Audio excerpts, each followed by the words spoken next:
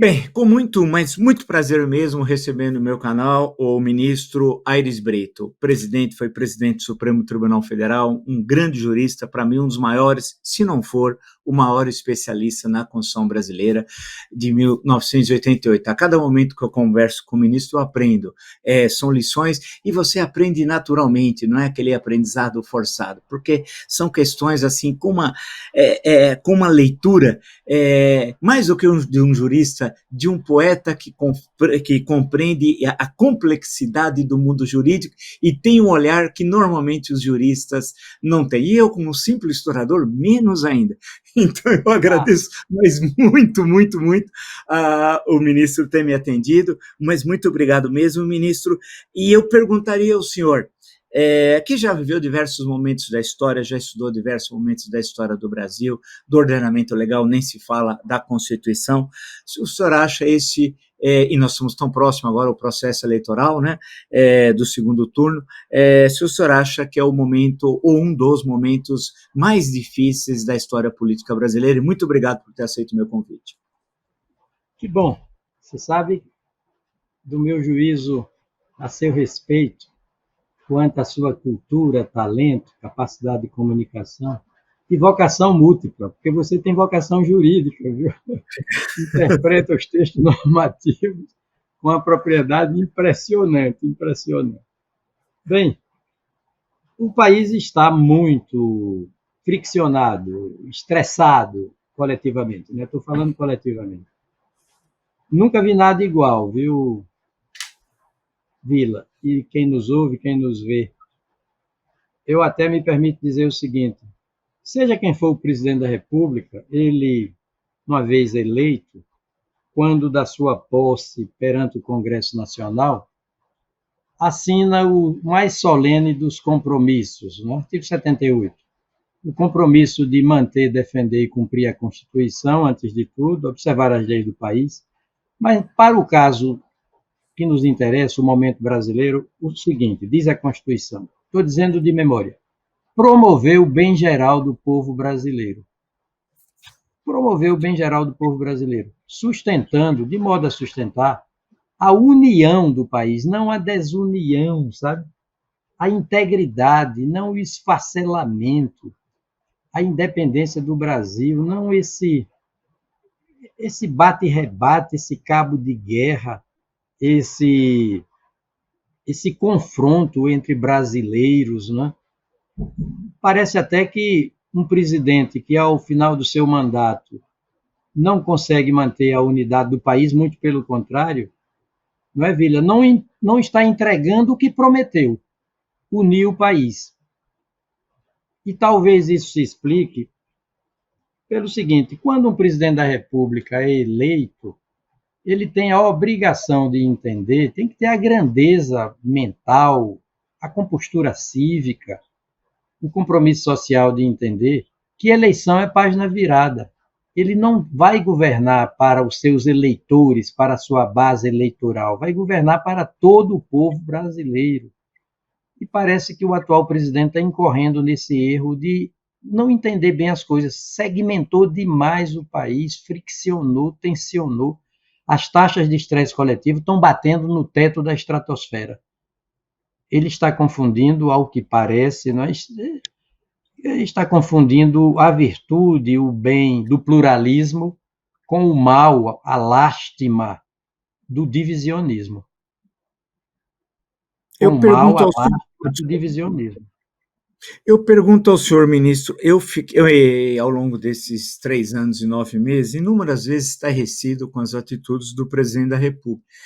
E a cada vez eu fui ficando mais horrorizado. Mas eu confesso ao senhor que, na última semana, as declarações de uma espécie de porta-voz informal do presidente da República, o ex-deputado Roberto Jefferson, sobre a ministra Carmen Lúcia, e as repercussões em seguida. Claro, só poderia o ministro Alexandre de Moraes agir como agiu, aí aqueles incidentes gravíssimos em relação aos policiais federais que foram da ordem de prisão, depois, ao momento lá da sessão de custódia, o que eu disse então, o ministro, o ex-deputado, Como é que o senhor viu tudo aquilo e as reações nas redes sociais e do próprio presidente da República? Olha, quando a gente pensa que já viu tudo, né, de anormal, de teratológico, de escatológico, Vila, aparece um episódio daquele, com a ministra Carmen Lúcia, com o ministro presidente do TSE, com a justiça brasileira, contra, né, a justiça eleitoral, por parte de uma pessoa que responde, entre outras imputações penais, por atentado ao Estado Democrático de Direito, artigo 159-L do Código Penal.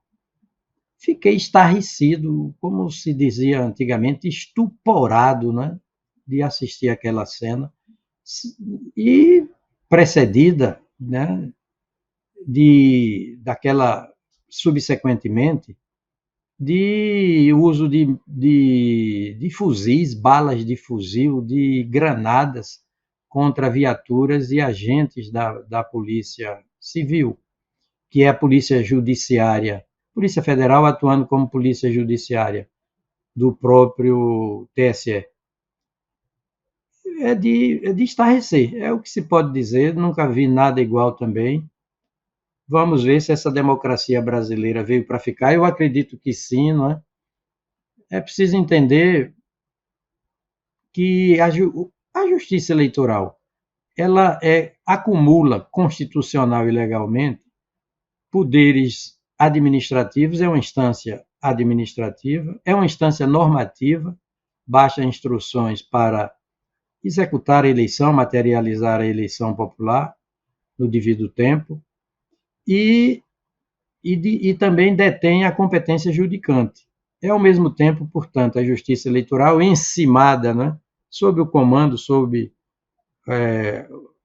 a, a direção superior do TSE, é uma justiça que atua no campo do direito administrativo, administrativamente, portanto, é quem executa, materializa, concretiza a eleição, no caso a eleição de 2022, baixa instruções, poder normativo, portanto, para regular, regulamentar, normar, propriamente falando, o processo eleitoral atual, e finalmente atua como instância judicante quando requestada, quando solicitada, quando provocada.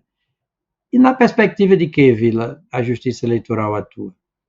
De assegurar os princípios que estão no artigo 14, parágrafo 9º da Constituição.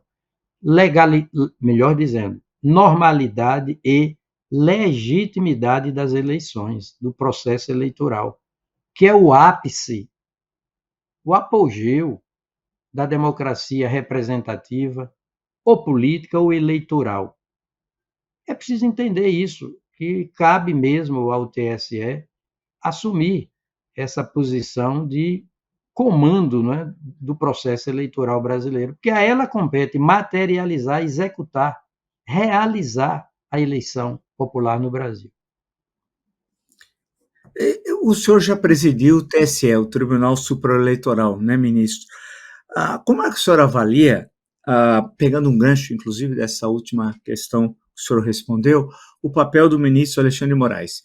Primeiro como vice-presidente do TSE, depois como presidente do TSE, e sofrendo ataques cerrados. Vamos lembrar o 7 de setembro do ano passado, um momento muito triste da história brasileira, aqui em São Paulo, especialmente na Avenida Paulista, a forma como o presidente da República se referiu ao ministro Alexandre de Moraes, depois acabou voltando atrás, 2 dias depois, mas depois foi mantendo os ataques sistemáticos ao ministro, inclusive durante essa semana.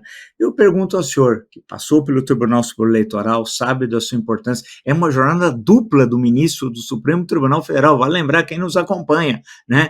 É uma jornada dupla, além dos trabalhos que são muitos do Supremo Tribunal Federal, durante um período, 3 ministros do STF são ministros do TSE. E a presidência do TSE é também mais um trabalho suplementar. Eu pergunto ao senhor, como é que o senhor avalia a ação do ministro Alexandre de Moraes nessa eleição, que eu confesso, desculpe até a minha opinião, a mais difícil do século XXI? a mais difícil. Há pouco falei, não é, Vila, para todos nós, seus ouvintes, todos nós todos que nos ouvem, enfim, e que nos veem, e todas, falei que o TSE, além de deter o poder normativo mediante instruções do processo eleitoral, a cada período específico, a cada 2 anos, em verdade, porque nós temos eleições a cada 2 anos, começando pelas municipais, eleições para vereadores e prefeitos e depois eleições para deputados estaduais, federais, já há 2 anos subsequentemente. Deputados federais, senadores, presidente, governadores, presidente, vice-presidente da República e por aí vai. E a Justiça Eleitoral, ela se vê a braços com premências, com urgências, porque o processo eleitoral é muito rápido, o período é muito curto. E vivencia uma época, uma quadra histórica absolutamente inusitada da comunicação digital turbinada, né? Internetizada, em que mensagens são transmitidas tão massivamente quanto instantaneamente, de modo a alcançar um raio, né, geográfico ilimitado, porque é planetário, a internet cobre o mundo todo, alcançar destinatários, né, também indeterminados quanto ao seu número, porque nem se sabe quantas pessoas serão alcançadas por essas mensagens, e com instantaneidade no plano temporal. Isso exige do TSE, da Justiça Eleitoral como um todo, e do TSE em especial, um desafio muito grande de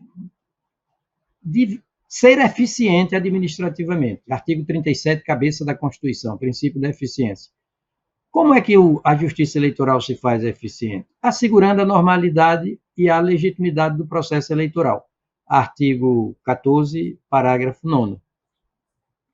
E a resposta tem que ser imediata, porque a hora de enxugar a lágrima eleitoral é quando a lágrima está caindo.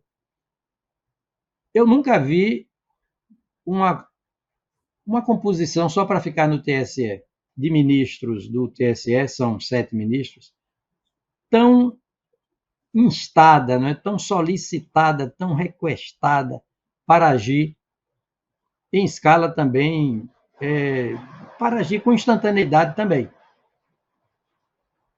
E que se trata, você lembrou bem pela composição, de um tribunal qualificadíssimo. Olha, ele é composto de 3 ministros do Supremo Tribunal Federal, o presidente e o vice-presidente, inclusive, do TSE, de 2 ministros do Superior Tribunal de Justiça, o Corregedor-Geral Nacional Eleitoral. O Corregedor Eleitoral Nacional é um dos ministros do STJ.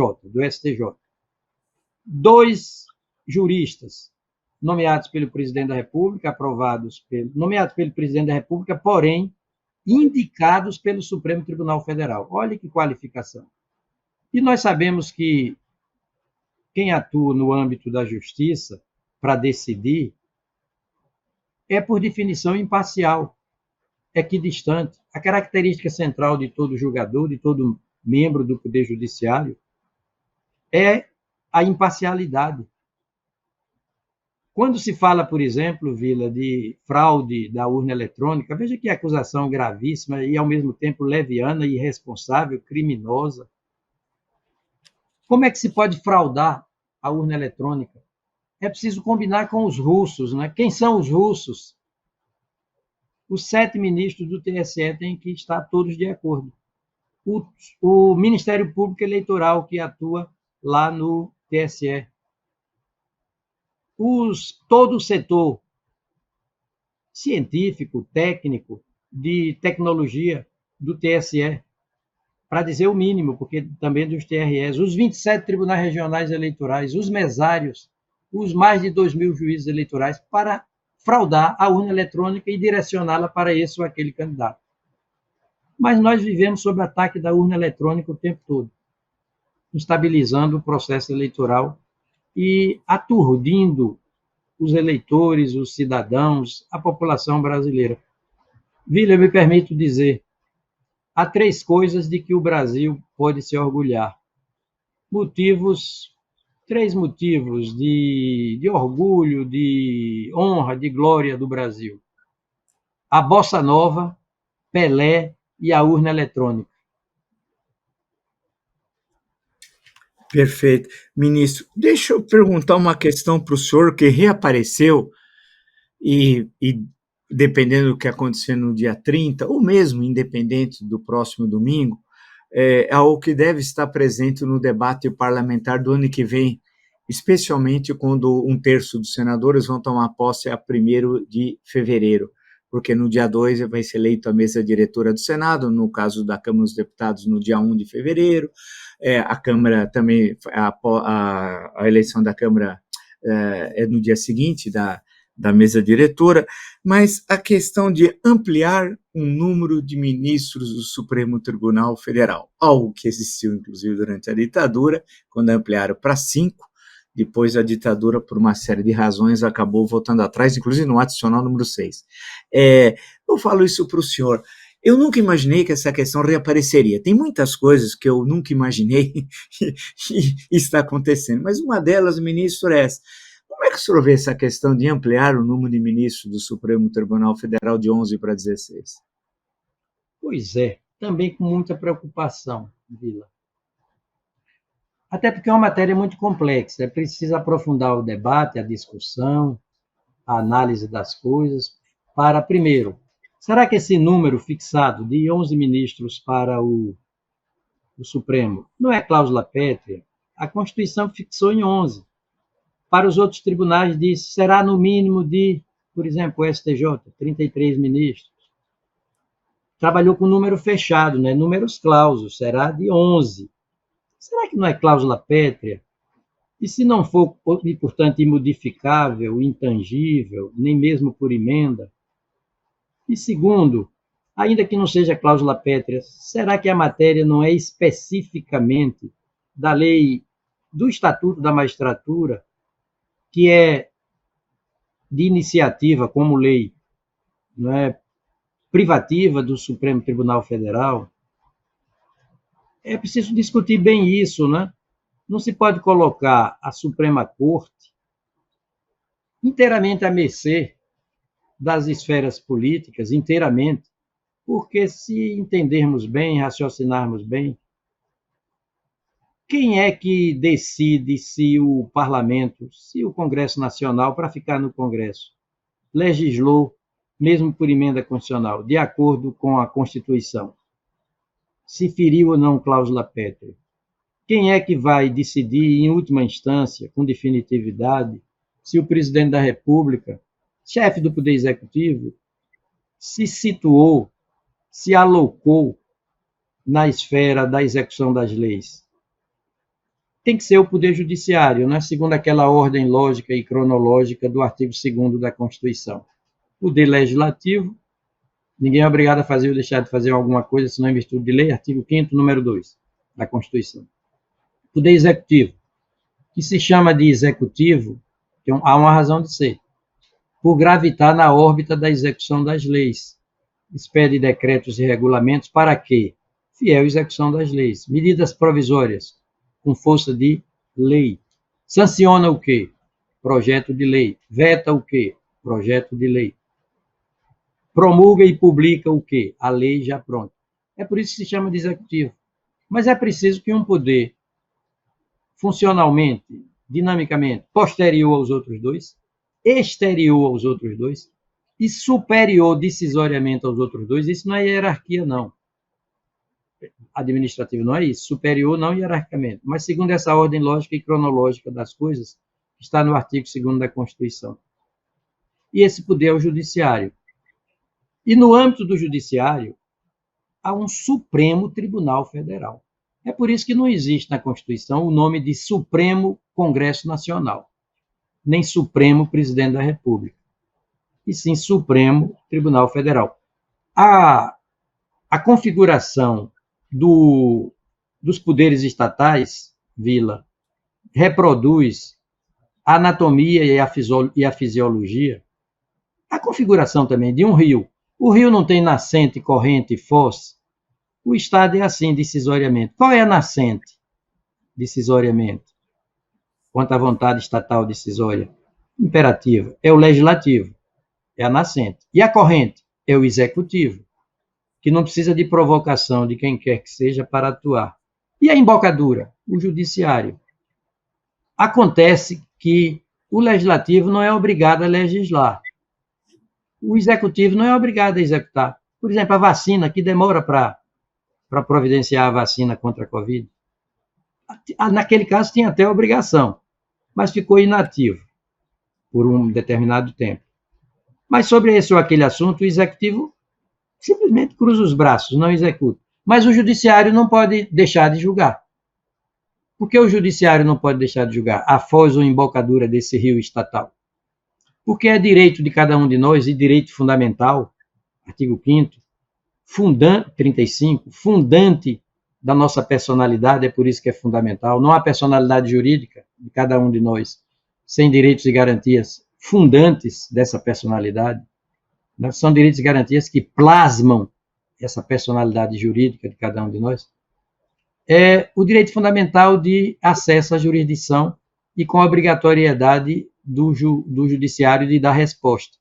Diz assim a Constituição: a lei não excluirá da apreciação. A lei aí, substantivo lei sem nenhuma adjetivação, não é lei complementar, não é lei ordinária, nem é lei delegada. Quando o substantivo lei é usado pela Constituição sem nenhuma adjetivação, significa também emenda constitucional, nem a emenda. Então, a lei não excluirá da apreciação do Poder Judiciário lesão ou ameaça a direito, porque o Judiciário é obrigado a julgar.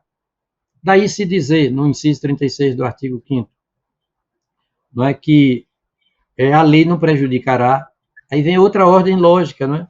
Não prejudicará o direito adquirido, o ato jurídico perfeito e o que, por último, a coisa julgada.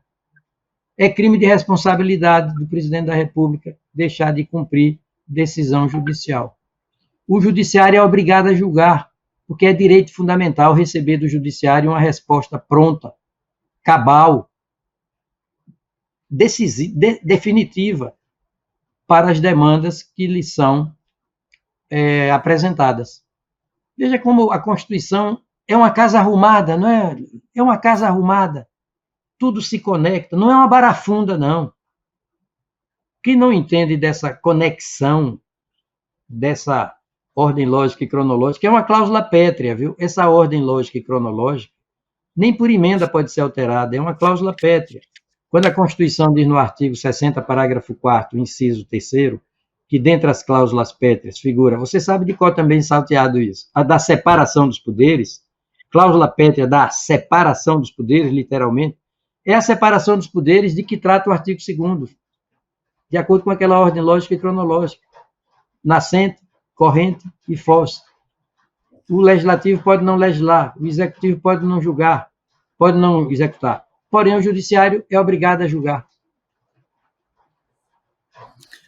Deixa eu colocar uma questão ao senhor, que eu sempre falo aqui nos meus comentários e com muita gente com quem eu converso, e eu aprendi também em várias entrevistas com o senhor, que o judiciário é um poder inerte, ele só age quando provocado, né?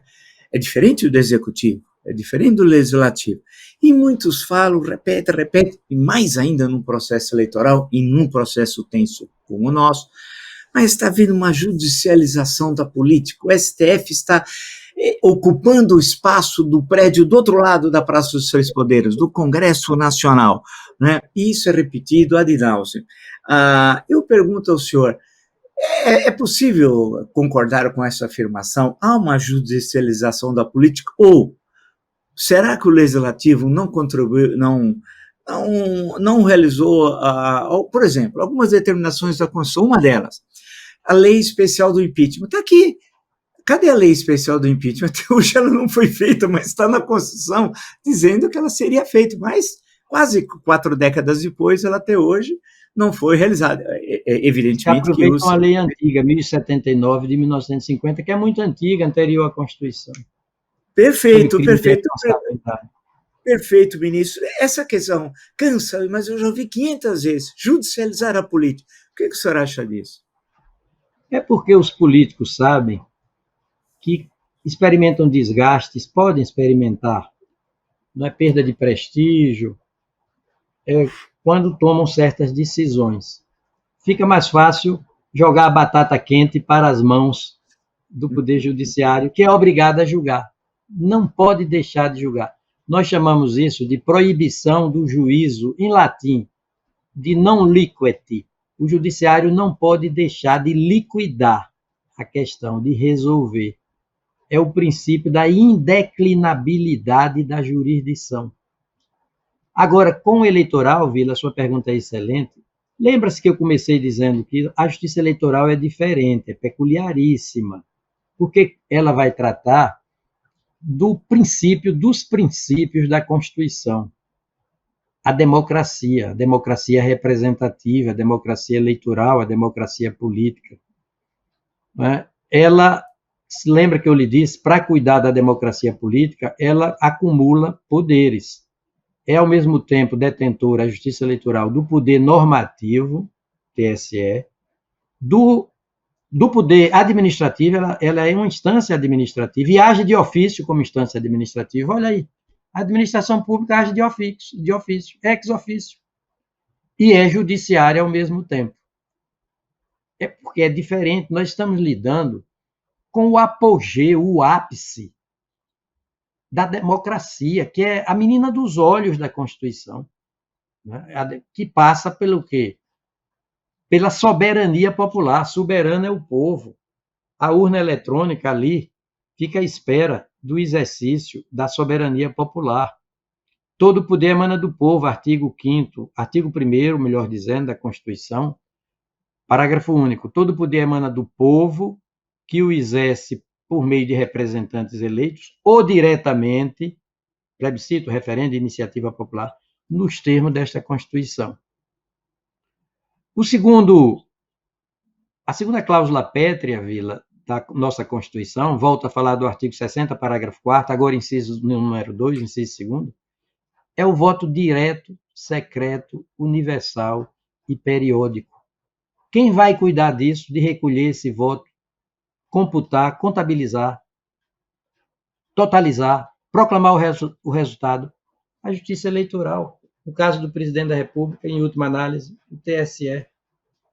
Sem essa visão de conjunto, sem essa visão esférica, que é eminentemente constitucional, nós sabemos que numa esfera, numa circunferência, se contém todos os ângulos.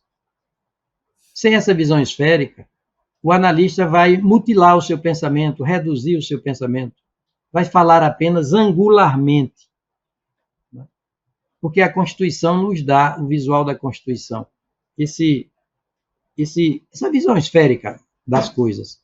Ela é chamada de Constituição, não é, Vila? Você se baseia muito nela, prestigia muito a Constituição e faz muito bem. Ela é chamada de Constituição porque tudo na vida, eu me permito explicar, tem sua constituição, seu modo único de ser e de operar. Essa caneta tem sua constituição. Esse caderno aqui tem sua constituição. Esse celular tem sua constituição. A chuva que está caindo aqui pertinho de mim tem a sua constituição. O canto de um pássaro, o céu, a nuvem, o deslocar de uma nuvem, tudo tem o seu modo insimilar, privativo de ser. A natureza é o melhor dos artistas, não pisa nem nas suas próprias pegadas, não se repete, não usa clone, não se permite usar papel carbono, absolutamente. A natureza não sabe o que é plágio. Tudo tem a sua constituição. O país tem a sua constituição, sua identidade jurídica, sua estrutura identitária jurídica. É por isso que se chama Constituição. Aqui está a identidade jurídica do país. É um país democrático e, por desdobramento, aí vem os conteúdos da democracia, ecológico. Os predadores ecológicos são fora da lei maior do país. Aí vem a justiça social, liberdade de imprensa, liberdade de iniciativa, forças armadas, separação dos poderes. Tudo é princípio, conteúdo desse princípio continente da Constituição. Tudo faz parte da identidade jurídica do nosso país. Aqui está a identidade jurídica do país. É um país democrático, civilizado, humanista, ecológico, pluralista, por definição. É por isso que ela não tem número. É a única lei que não tem número. Todas as leis têm número. Todas as emendas constitucionais têm número. A Constituição não. Porque ela compõe, constrói, plasma a identidade jurídica do nosso país, e é uma identidade de um país primeiro-mundista juridicamente. Civis e militares devem bater continência para a Constituição, fazer da Constituição Bíblia jurídica, cartilha, mesa redonda. Se o perigo mora ao lado, a solução mora ao lado, está aqui dentro da Constituição. E nessa contextura, o Tribunal Superior Eleitoral há de ser entendido como o tribunal da democracia popular, da democracia política. O senhor, uma das falas do senhor, eu gostei muito dessa também, da Constituição e a identidade jurídica do país. Em certo momento, o senhor disse: a democracia é a menina dos olhos da Constituição. Bem, uma última questão que eu coloco para o senhor: fui candidato a deputado federal na última eleição, tive 96 mil votos. Existe o quociente eleitoral, são as regras, e nós temos que nos adaptar às regras. Então, 10 passaram na minha frente com menos votos do que eu. Tudo bem, são as regras, fazer o quê? Cabe, se eu não gosto das regras, um dia poder alterá-las, né? E sou o primeiro suplente da minha federação. Bem, tomara que assuma para o bem do país, tomara que assuma. Obrigado. Obrigado, ministro. Eu sempre trago, realmente, eu estou sempre com a Constituição. E eu tenho uma proposta que eu gostaria, e justamente incorpora isso muito que o senhor falou aí, que é ensinar a Constituição no ensino, por exemplo, no ensino médio, antigo colegial, para os mais... o ensino... Que a partir dali, 14, 15 anos, 16, 17, você tem um discernimento, inclusive já pode votar, inclusive a partir dos 16, né?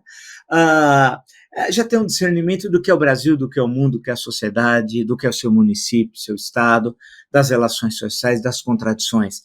E aprender os direitos, os deveres, claro que de uma forma diferente do que num curso de direito, numa disciplina como o direito constitucional e assim por diante.